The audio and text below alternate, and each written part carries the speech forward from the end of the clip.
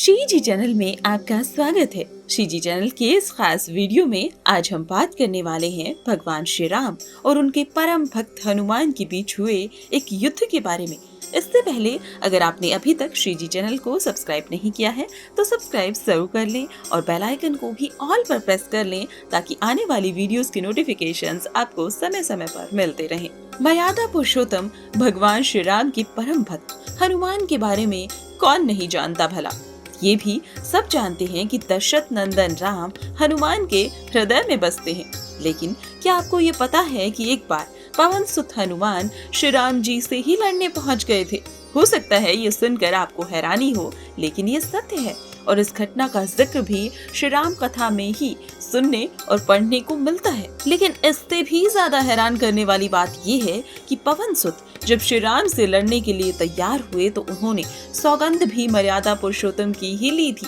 आइए जानते हैं कि ऐसा क्या हुआ जिसके कारण हनुमान को अपने परम प्रभु श्री राम से ही युद्ध करना पड़ गया था।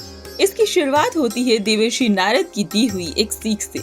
कथा में मिलता है कि एक बार सुमेरु पर्वत पर सभी संतों की सभा का आयोजन हुआ। केवट देश के राजा सुकंत भी उसी सभा में सभी संतों का आशीर्वाद लेने जा रहे थे। रास्ते में उन्हें देवर्षि नारद मिल जाते हैं। राजा सुकंत ने उन्हें प्रणाम किया। इस पर नारद मुनि ने उन्हें आशीर्वाद देकर यात्रा का प्रयोजन पूछा।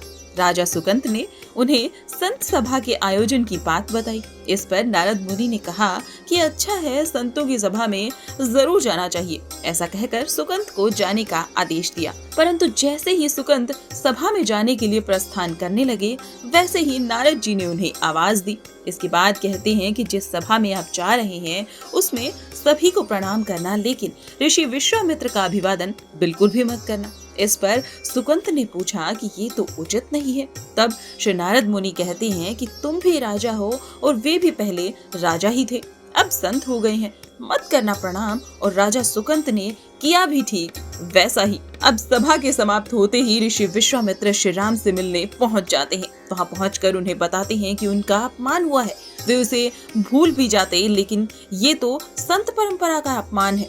राम फिर उनसे पूछते हैं कि आखिर ये अपमान किया किसने है। तब विश्वामित्र उन्हें बताते हैं कि ये जानकर करोगे भी क्या। इस पर श्री राम जी ने कहा कि गुरुजी, आपके चरणों की सौगंध लेकर प्रतिज्ञा करता हूँ कि जो सिर आपके चरणों में नहीं झुका उसे काट दिया जाएगा।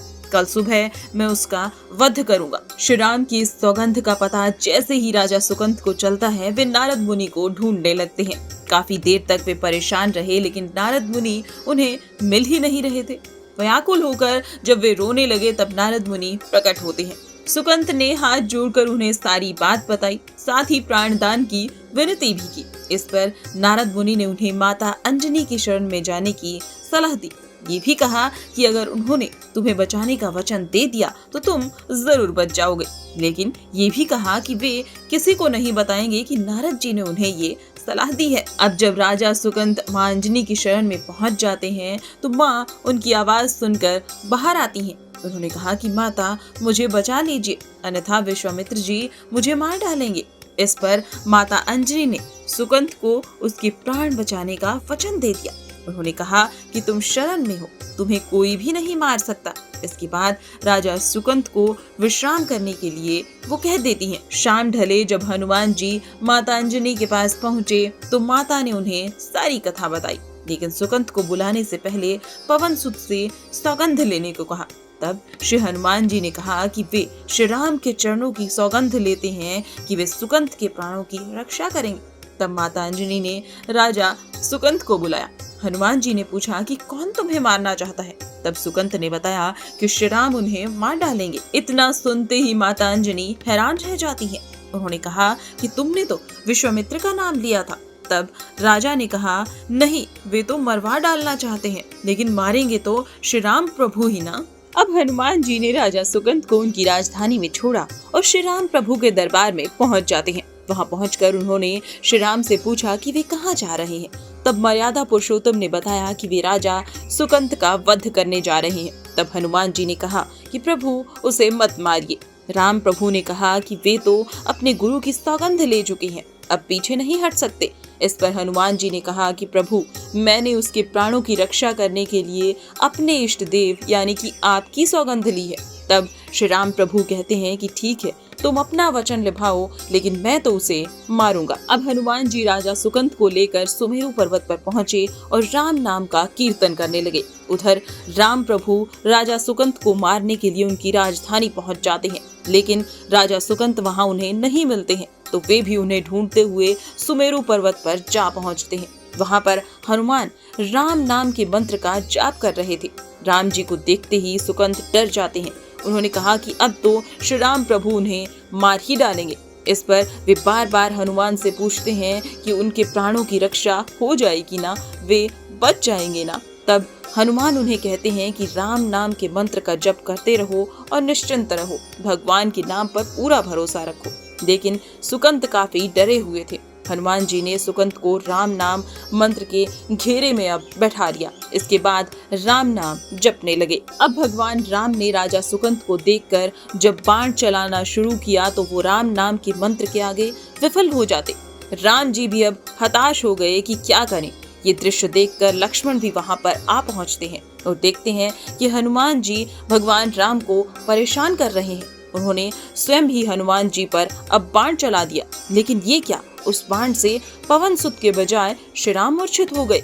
ये देखते ही लक्ष्मण व्याकुल हो पड़ते हैं और देखते हैं कि हनुमान जी पर चलाया गया बाण राम जी को कैसे मूर्छित कर सकता है। तब उन्होंने देखा कि पवन सुत के हृदय में तो श्री राम बसते हैं। उसके बाद श्री राम प्रभु जैसे ही होश में आए, वे हनुमान जी की ओर दौड़ पड़े। उन्होंने देखा कि उनकी छाती से रक्त बह रहा है। वे हनुमान जी का दर्द देख नहीं पा रहे थे। वे बार बार उनकी छाती पर हाथ रखते और आंखें बंद कर लेते। पवन सुत को होश आया तो उन्होंने देखा कि राम जी आंखें बंद करके हनुमान जी की छाती पर बार बार हाथ रखते और फिर हनुमान जी के सिर पर हाथ फेरते। तब पवन सुत ने सुकंत को पीछे से निकाला और उसे अपनी गोद में बैठा लिया। तभी राम ने फिर से हनुमान जी के माथे पर हाथ फेरा, लेकिन इस बार वहां पवन सुत की जगह राजा सुकंत थे। राम जी भी इसे देखकर मुस्काए और हनुमान जी बोल उठे कि नाथ, अब तो आपने इनके सिर पर भी हाथ रख दिया है। अब तो सब कुछ आपके हाथ में है, इसकी मृत्यु भी और जीवन भी। आप ही सुकंत के जीवन की रक्षा करें। राम ने हनुमान जी से कहा कि जिसे तुम अपनी गोद में बैठा लो, उसके सिर पर तो मुझे हाथ रखना ही पड़ेगा, लेकिन गुरु जी को अब क्या जवाब देंगे। तभी हनुमान जी को विश्वामित्र सामने से आते हुए दिखाई पड़ते हैं। उन्होंने राजा सुकंत से कहा कि जाओ, तब प्रणाम नहीं किया, क्या हुआ, अब कर लो। राजा ने दौड़कर विश्वामित्र जी का अभिवादन किया। वे भी प्रसन्न हो गए और बोले, राम, इसे क्षमा कर दो। मैंने इसे क्षमा कर दिया है क्योंकि संत का काम मिटाना नहीं बल्कि सुधारना होता है। ये भी सुधर गए हैं। उन्होंने सुकंत से पूछा कि संत का सम्मान न करने की सलाह आखिर तुम्हें किस कुसंग से मिली। अब राजा सुकंत विश्वामित्र जी से कुछ कहते इससे पहले ही नारद मुनि वहां पर प्रकट हो गए। उन्होंने सारी घटना उन्हें बताई। तब विश्वामित्र जी ने पूछा कि नारद, तुमने ऐसी सलाह राजा सुकंत को क्यों दी। तब नारद जी ने कहा कि अक्सर ही लोग मुझसे पूछते हैं कि राम बड़े या राम का नाम बड़ा, तो मैंने सोचा कि क्यों न कोई लीला हो जाए कि लोग अपने आप ही समझ लें कि भगवान से अधिक भगवान के नाम की महिमा है। आज इस वीडियो में हमने जाना कि कैसे भक्त हनुमान अपने प्रभु श्री राम से ही युद्ध करने के लिए पहुंच जाते हैं और उस युद्ध का परिणाम क्या होता है, इसका जिक्र भी आज इस वीडियो में हमने किया। आपको ये वीडियो कैसा लगा हमें कमेंट सेक्शन में आप जरूर बता सकते हैं और ऐसे ही वीडियोस के लिए देखते रहें श्रीजी चैनल।